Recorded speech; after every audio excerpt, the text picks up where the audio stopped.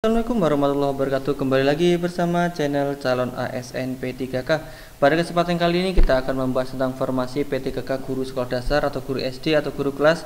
Bagi teman-teman yang barusan bergabung, jangan lupa subscribe channel ini guna untuk mendukung kemajuan channel ini. Bagi teman-teman yang sudah bergabung dan sudah subscribe, saya ucapkan terima kasih dan jangan lupa bunyikan loncengnya untuk mendapatkan update terbaru. Bagi teman-teman yang belum sempat menonton video-video sebelumnya, silakan lihat kolom deskripsi karena di sana banyak sekali link-link video yang bisa ditonton, atau langsung saja kunjungi channel calon ASN P3K. Oke, langsung saja kita mulai pembahasan soal yang pertama. Soal nomor 1.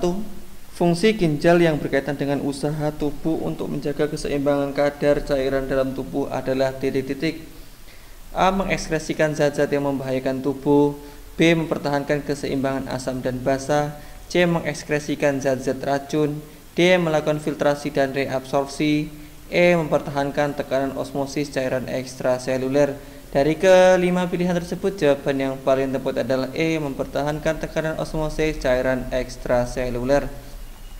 Soal nomor 2. Suatu kondisi otak yang membuat penderita sensitif terhadap kejang berulang-ulang disebut titik-titik. A. Meningitis. B. Epilepsi. C. Alzheimer. D. Hidrosepalus. E. Ataksia. Dari kelima pilihan tersebut, jawaban yang paling tepat adalah B. Epilepsi. Meningitis, radang selaput otak, dan sumsum tulang belakang biasanya disebabkan oleh infeksi. Meningitis biasanya disebabkan oleh infeksi virus, tetapi juga bisa bakteri atau jamur. Vaksin yang dapat mencegah sebagai bentuk meningitis gejala termasuk sakit kepala, demam, dan leher kaku. Tergantung pada penyebabnya, meningitis mungkin dapat pulih sendiri atau dapat mengancam jiwa sehingga membutuhkan penanganan antibiotik yang mendesak.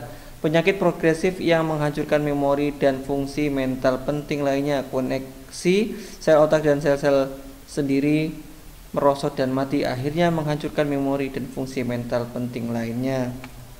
Soal nomor 3. Uretra adalah saluran tipis yang menghubungkan kandung kemih dengan meatus uretra, di mana meatus uretra adalah lubang kencing yang terletak di bagian ujung sistem perkemihan, dan di dalam penis terdapat saluran yang disebut uretra. Saluran ini berfungsi untuk titik-titik.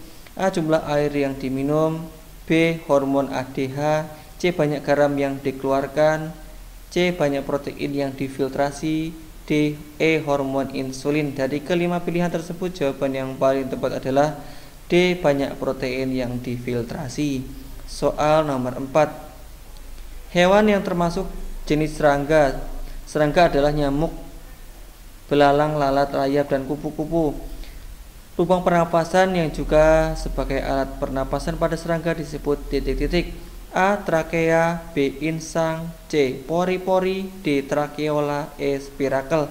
Dari kelima pilihan tersebut, jawaban yang paling tepat adalah E. Spirakel. Soal nomor 5. Pigmen melamin dihasilkan pada lapisan titik-titik. A. Stratum corneum. B. Dermis. C. Epidermis. D. Malpighi. E. Stratum lucidum. Dari kelima pilihan tersebut, jawaban yang paling tepat adalah D. Malpighi. Stratum corneum merupakan lapisan kulit terluar yang terdiri dari beberapa sel-sel gepeng yang mati, tidak memiliki inti, dan protoplasmanya sudah berubah menjadi keratin. Dermis, serapan dari bahasa Belanda dermis, adalah lapisan kulit di antara epidermis yang kedua membentuk kutis, dan hipodermis yang terdiri dari jaringan ikat yang padat dan melindungi tubuh dari tekanan dan ketegangan. Jaringan pelindung jaringan epidermis adalah jaringan yang tersusun dari sel-sel yang menutupi permukaan organ tumbuhan seperti akar, daun, batang, bunga, buah, dan biji. Stratum lucidum adalah lapisan yang hanya ada di telapak tangan dan telapak kaki. Lapisan ini dibentuk oleh 2-3 lapisan sel gepeng yang tembus cahaya. Soal nomor 6. Saluran empedu menghubungkan kantong empedu dengan duodenum. Jika saluran empedu tersumbat, maka titik-titik. A. Pencernaan lemak berkurang. B. Pencernaan karbohidrat berkurang. C. Pencernaan protein menjadi lambat. D. Kandungan duodenum menjadi netral, E. Saluran duodenum menjadi biasa. Dari kelima pilihan tersebut, jawaban yang paling tepat adalah A. Pencernaan lemak berkurang. Soal nomor 7. Fungsi hati berikut yang berkaitan dengan fungsi pencernaan makanan adalah titik-titik.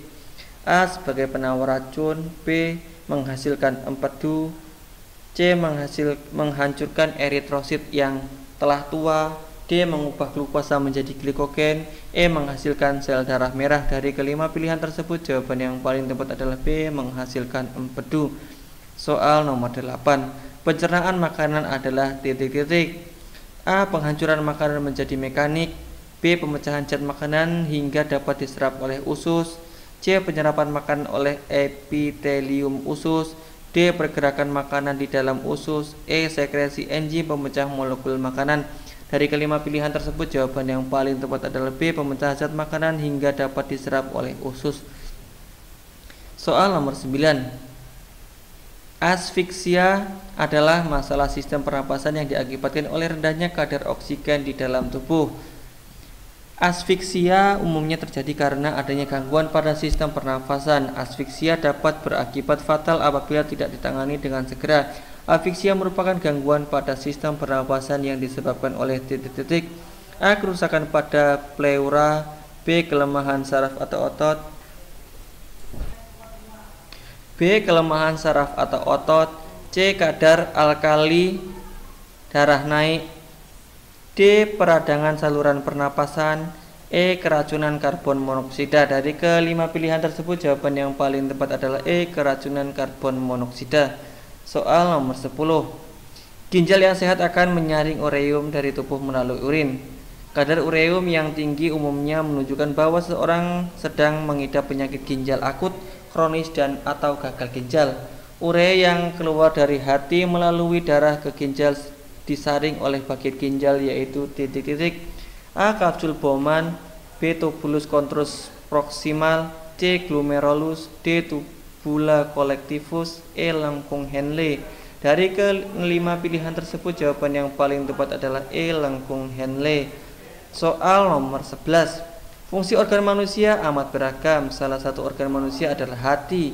Hati berperan dalam proses metabolisme, pemecahan protein dan lemak untuk penyimpanan. Apabila terjadi keracunan, maka organ yang terutama berperan menetralkan racun adalah titik-titik.